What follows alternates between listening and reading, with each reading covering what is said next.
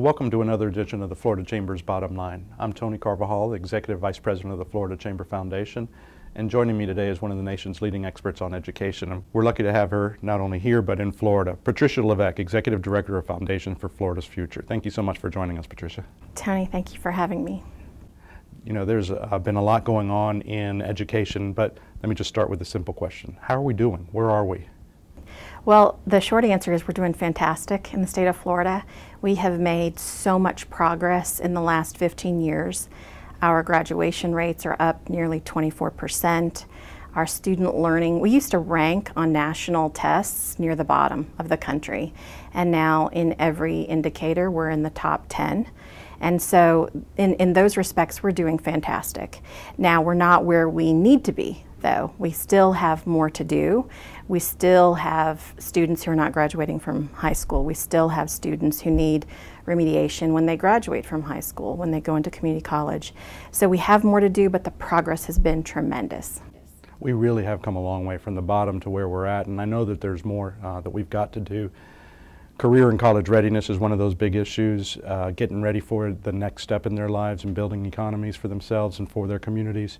What's the success attributable to? I mean, it's incredible so far. Well, Florida was so far behind before that we were kind of like the Mikey of life cereal, right?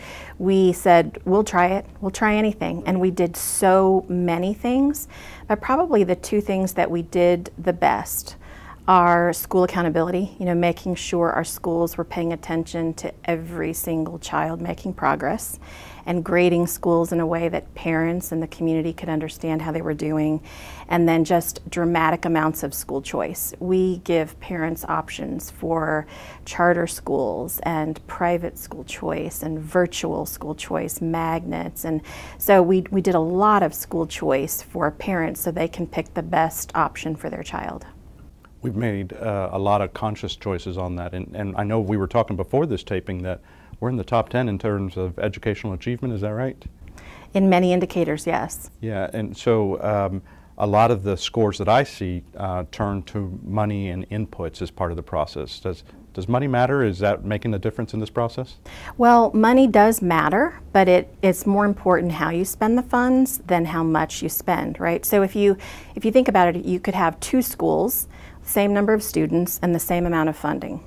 But if one school spends and invests in their teachers and in training and in the classroom, and the other one spends it on administration, you're going to have very different outcomes. And so one of the great things that Florida has done is make sure that the money was spent in the right way. Investments in reading, investments in making sure kids were taking college credit courses or industry courses while they were in high school. We've been directing the funds to be used in a really good way.